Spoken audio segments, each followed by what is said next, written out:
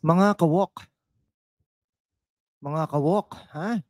Welcome back sa Walk with Lan, ang your go-to spot for unfiltered, fact-based takedowns ng Philippine politics na hindi boring. Promise, ako si Lan at today, oh boy, simpleng kwentuhan lang tayo. Pero prepare your popcorn kasi we are diving into the juiciest family drama sa Malacanang since the last Marcos reunion. No? Kapapasok lang po, naku po, ha? Oh, yari Cayetano may panawagan. I mean, pinagre-resign na si Bonget. Walang iba kundi si Bongbong Marcos.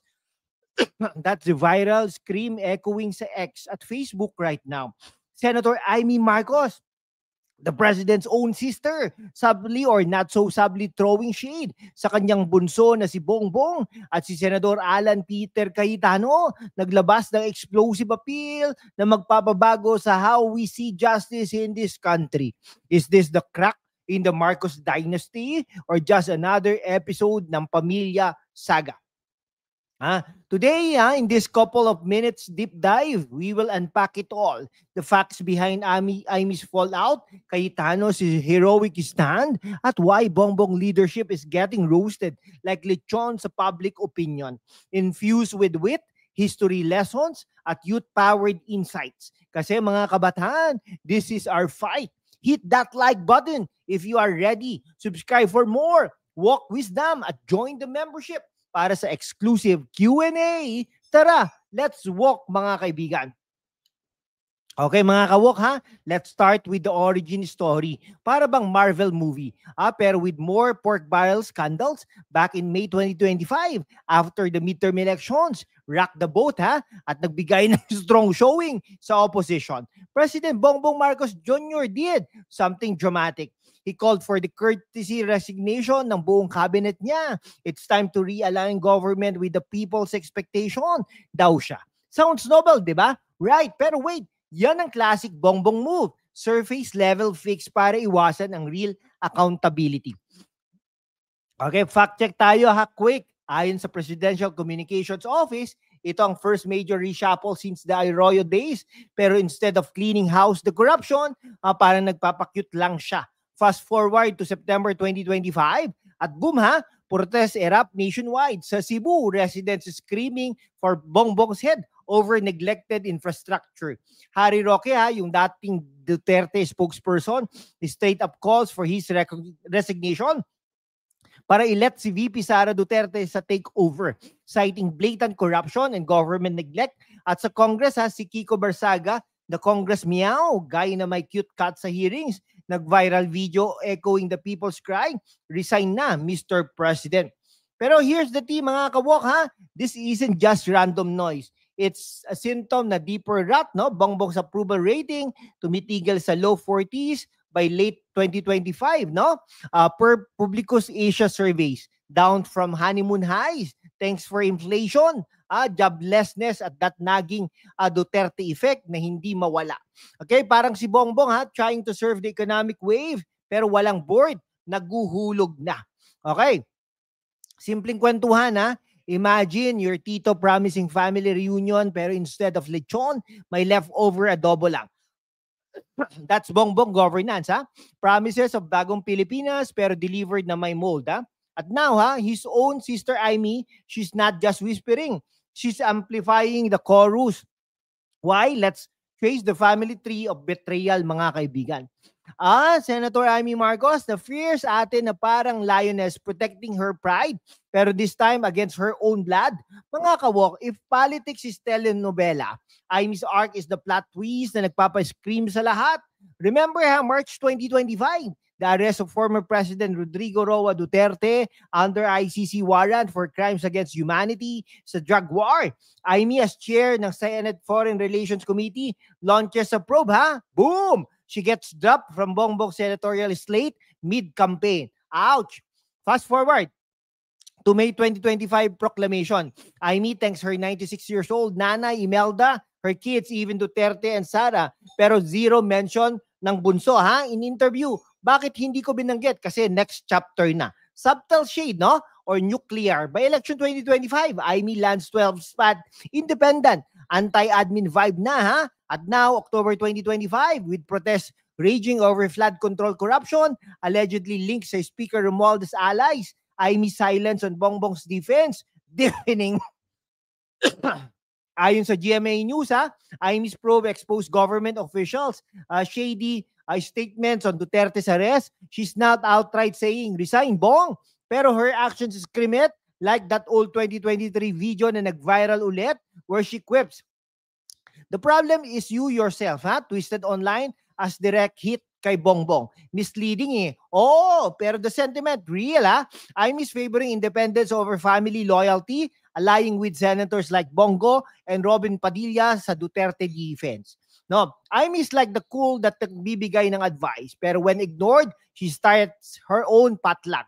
Kain ka muna, bunso, pero next time, huwag kang magpauto sa corruption.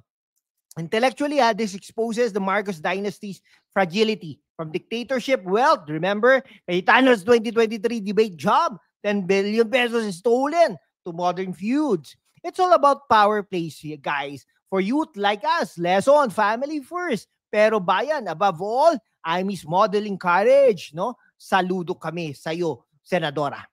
Okay.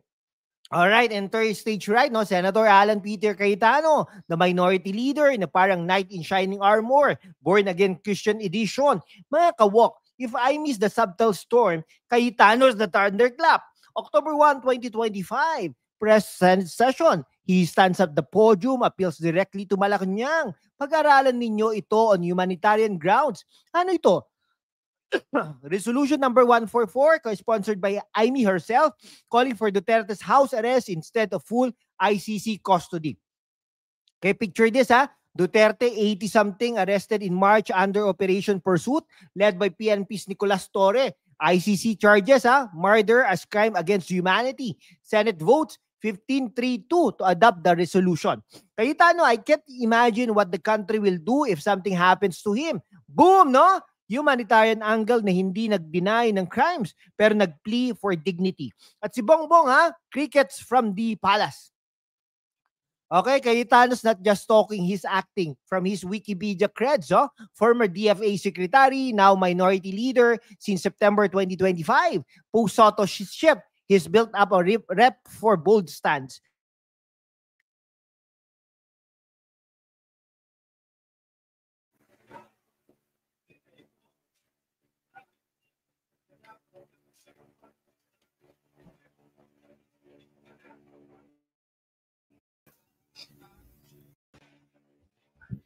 Okay, nako, end of corruption not just punishing but by new leaders emerging. His brother Lino even clashed with him on repentance versus resignation, family drama bonus. Cayetano's appeal like asking your strict dad for house arrest instead of grounding. Payo naman natira yan naman, dad, bukas na mag-confess. Pero seriously for us, mga kabataan, this is intellectual activism, balancing justice with compassion. Cayetano and Amy, dynamic duo against the admin tide, mga kaibigan. Okay, now the rose fair, no? Fact-based at walang personalan. Pero truth hurts, mga kawok. Bongbong Marcos Jr.'s presidency, parang that TikTok filter na maganda sa simula. Pero pagtanggal, wrinkles everywhere. 2025 na, economic growth target 6 to 8%. Pero inflation biting hard than a chihuahua. Poverty down to 9% by 2028. Dream on when joblessness hits youth hardest. Okay, post-midterms, he rejects his own resignation calls. While Romualdez allies face flood fund probes. VP Sara impeached by now. Wikipedia says yes, talk about alliance scramble at the Duterte arrest. Bongbong's admin green lights it. Alienating Amy and the Duterte black. He's like a DJ playing old hits. Unity lang, pero scratches everywhere from corruption scratches. This isn't just incompetence, it's legal haunting from his dad's $10 billion ill-gotten. Talaga naman, bagong Pilipinas daw. Feels like recycled dictatorship vibes. Para sa mga kabataan, we are the generation paying the bill, literally and figuratively. Calls for his resignation, not rebellion, but necessity. Amy and Cayetano are contrabidas, no? They are the whistleblowers we need. If Bongbong's a vlogger, his title would be Reshuffle Challenge, but make it corrupt. Fail. Okay mga kawok, simpleng kwentuhan natin ito. We're not just spectators, we are the script writers ng susunod ng chapter. I miscarriage, reminder na even golden families crack under truth. Cayetanos panawagan ha, proof na faith plus action, change. Bongbong's mess ha, our cue to vote smarter, protest louder at support real reformers. Okay, a Philippines where humanitarian justice trumps family feuds, where youth led without corruption shadows. That's the walk we're cooking, no? Share your thoughts. Sino ang next to fall? Join the convo in comments. At hey, sumali na sa membership for Behind the Seats since chat. Sama-sama tayo, ang boses ng bayan, mga kaibigan. Okay, I miss subtle resign push, Cayetanos humanitarian bomb, at Bongbong scrambling castle. Facts over fiction, wit over wine. Salamat sa views, likes, at shares. You make this possible. Next week, ha? Sara's impeachment saga, stay tuned. Mga kababayan, sa gitna ng kasinungalingan, ang katotohanan ang unang dinudurog. Pero kasama kayo mga kawok, kaya nating itindig ang tama. Sumali na sa aking YouTube membership. Sama-samang panatilihin nating malaya at walang takot ang boses natin para sa bayan. Salamat sa inyong solid na suporta. Mag-subscribe na sa #WalkWithLan, YouTube channel membership at maging bahagi ng ating masiglang laban. #laban para sa katotohanan. Peace out, kawok. See you in the comment section at mabuhay ang